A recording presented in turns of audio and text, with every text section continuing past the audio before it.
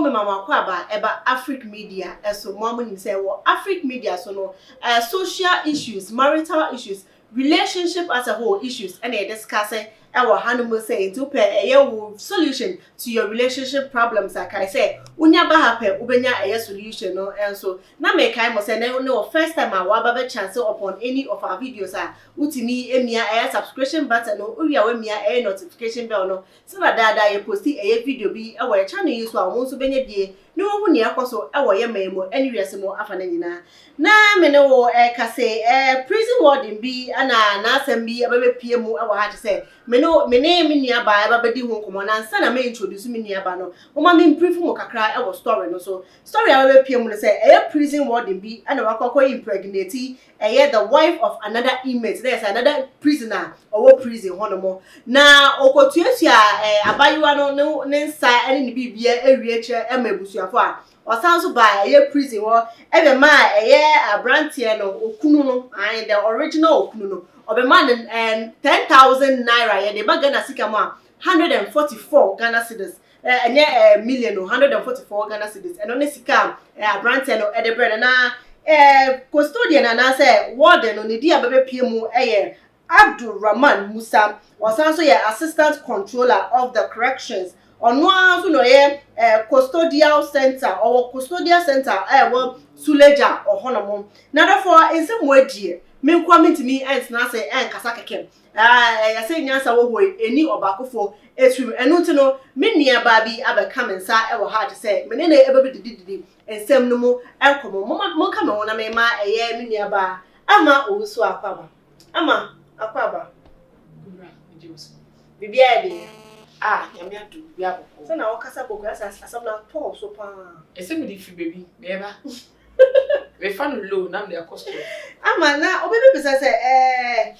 papa eside no hu mama in the first place warden prison warden eside no hu in the first place because na me hu so am say no okoshia abayiwa na ewo hefa asa no hu say wait the wife of another inmate na me dey asem o de beto dwa kam kwan na say obeka obetua 144 Ghana cedis na ema inmate no okache inmate ni so ntu na adwum like man enjoy oba no kwa essence you useless one or you useless and ka ofa na ekonye mu Brony papa bi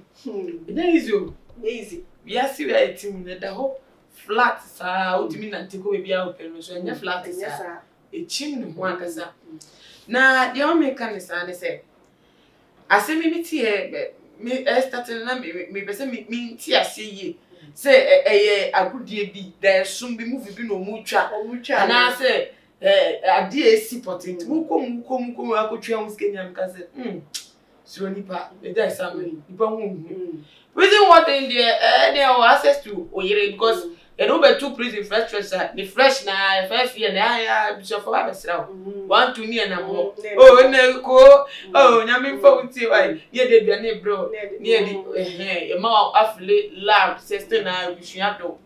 enti bet ma ban say from there no notice no so the abranti by way say na yere the no na immediate family but correction centers no they are not allowed I don't harm you. They are not allowed to take a number from any family member. They say they no one kasa no. What mean ni pano? It mean communicated to that extent. And then mami, ono e custodian o e warden, una oda ho. Ono po ofi okofi. Ampa. Ndize una oda wa. Oda wa. Ono waka. Wa sha oda ma da yo dia. Wo waka. Ono was opon fi adwuma wo kofi. Ento yere kwa fi wo pra ko betime pon that time no be share your pants. No one 1 or 2 times and allocating no problem. Into what mean kasa. What you mean say within the same social media platform ben na what. Oh na there so who obi e kira kwan ya na wo hunu kwa dade a easy. Unya the picture crap to phone so to relocate. Enti na say honum there metimi a say maybe metimi say hon sa kwan so and odi nya no but the situation at hand is here say what take a further step to pay the bride price to look no our what does it mean? I say okunu so accept here na for no so no so ani ya interest okunu no accept because some of I upset hey me ma wade me ma tisika ofie opportunity so sa mechi ebusuafo ka o ka bia no obi anim say ba ne say we asumesi ni kunu ni wan obi anim say me na wo aba wo condom area we anya bia ma ase a wo say abon kro no aka ho wa je mere fakwe o say aba beto 100 and 144 enu ye aka coins freezing there me say only come for asem mo baby o shem na asem mo okoye gidi kra prison won no ba be for time I have grab no nya bia mtu obenden mo bro wa ba timi sa o ka kra no say ska no o prison dey an on the bay sister any one thing say wo mun sem da won is ka kese free ba boyemu sa papa yi abranti office we mba I want to na waka wo mu ba bontro mu say ska anya prison no mo dey ko hono mu ba mani fraud e kokko so nya won e free enti yo ji sika no wo dey den yesu obi tinsa wo mo tua school fees obi tinsa wo mo o he ne ba wa brochi tu na otie na woni say sa wo ska wo ha e na mi chiro mo ate prison wo yin ska because any amara woni aduane a obi eguso ni aba o de aduane abre no woni aka credit ti won business so ko e koso wo nti I think say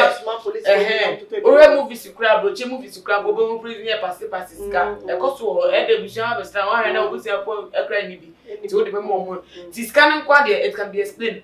But say adia prison what dey na you know eso no nko na me gire no so oba wadefo obi wa ko gu ani ma say catch okunu no so we useless enya prison what in the fault wo ba wadefo ni say wa worry na amani atu okunu no baby no we nya be na bia no wa kono ate so wo betu enti na tun say baby e do okunu atu no oh be na na so kondo a wati na tun say open ene na me baby so ba ma tim bodo say baby tim odin tim me mo ba nya ho to ne bia sida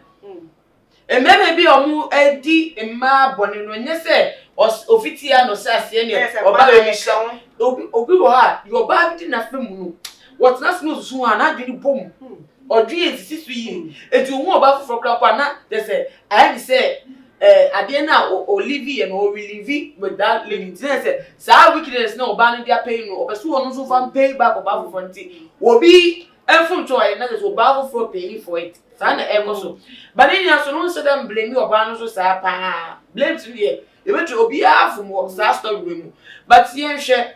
ukunu a woni nete na onim se o ye bobra bom no so afa na wadwen o ye bibi won chen na dia asem aba ni ati na tu everyone here to that feel all of a sudden unim de o ye body so no be fire would and obi so nya onim baby obi shen do for obi ni baby shen those who are worried ni kunu who knows it is a life imprisonment 20 years 50 years da ben ja obaba abrewa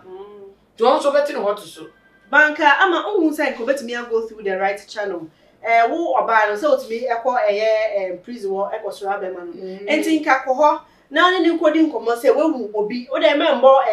prison ward ni din ka say wewu obi enti se na nyema akwakoye ne ebi anyema mu ayedin ama wuntimi nkwuntimi na ho sa ne te say wonya obi obeka ho a na abebo no so wetimi abo enti asetimi ye adwuma be man betimi ama ho kwan ma wai ne wakwakoware na odi obefa na echi na wakwakonyem ewie age ibe wa wiwe na fe cheko upo wan ko ho prison ward no mom ene ko ho ana ko ye ko ho cheko asaso ko bu wani mata only say ka ba betimi go through a right channel to make this thing better. Right channel there is that someone to unim right channel no wrong channel assembly nya ba se na esi sa na esi o ma fom ade no nya ati se na nya pie mu oh onyemo ya onyemo wanyemo ba no onyemo ba na ansa na okwakotu ba ni tinsa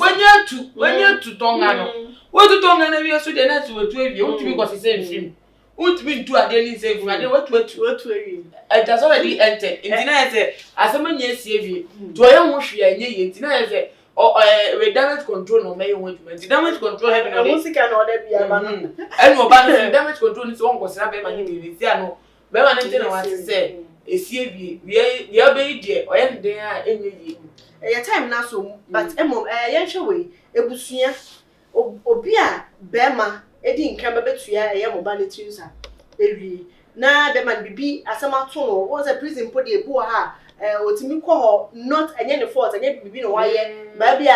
chat so yeah ana bia ade na akọ inti bibia kosi be ma no so ayede na akọ pie mu na obefufura ba no si me too oba ne se mo so mutimi enye bibia enfo na se mo so magi no who said there was a problem with the family kakra ni omo ye I mean so be ma na o prison mo no dis kan no dis that be ma ni atua ema ebusu ewie ansa na o so be tua so waye oba ne awari na ewie owie no kese o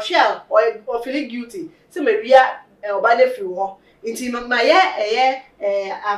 family ne de na afa so se me ba won so na me so anti o due diligence na wo ye oh okay and I feel na tia se na se busa fo no so do mo adwum no be ne den oba ne se wo mpe a sister oba na ye omo de hye no so wo mpe a o fa mefi bebusia be na mo betimi agine mo akase debi ade bo die entwa kwa e bu ye ni mase ebusia hin ne be dia tum se yeba ekunu da prison ti eba ne ko so ntena se ntwen how many families obia pe omo de hye ni yi in the way omo so mu sometimes prepare opo ye grab na do ko boni but ono so person won cover up things or person also feel cool about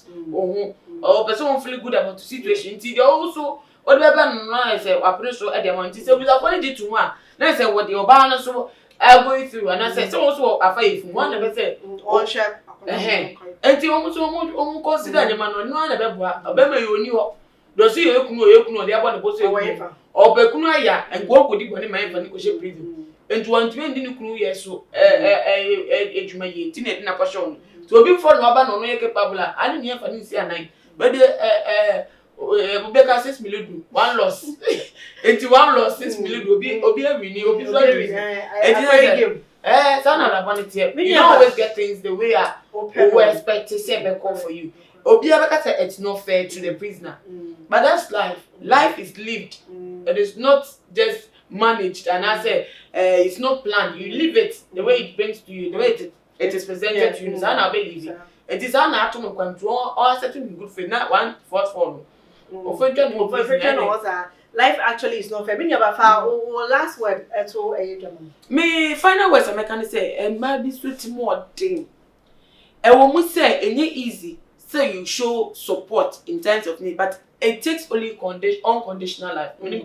There's two types of love. Conditional love and unconditional. Conditional love is the same two and you know bad one. Also on to say I didn't go prison that's why they rent conditional love. O go do prison one who say yes, want to be to us only unconditional. And to atua na brabo so. And to yen define you who say what are we looking out for? What type of love do we want? Into what be man who go for ban who afre say back way situation be will she be with me and answer should not be with me. Now one kasa way say can you crampo anka wo so sa na be ya nanka onu go into situation ka wo be stay with her and as we stay with her to zoom you na asem to no ja wa no ato wase na say obi a fa life we anya issue bia ya brabo na eko ti kaka meka fon ye minya ma meda wase pa minya ba owusu a ana odi ne futu nsem ato eye edwana do for say mekan say ha mu say die unye bepie mo ha relationship mu problem bia emu solution dia hayya na ubenya no ewo aha na ede nsem ni nyina ene nkomo ni nyina esi na mede esi no wonso wadwe ntre no memma uri efi so bacho ewo comment section mo uri a wemia subscription button no wemia notification bell no so aka won se na dada posti video bi ewo ya channel yi so mo nso benya bie ne wo huni ekoso uri enso anu wasanso alike no wasanso a share video na afofo so ehu ni akoso efutu onsem ne betumi abo afofo nto bomodiam na share na afofo nso enya me amede eye nsemi ebremo medi ene ekiabroni dase na ebesanso ehia makram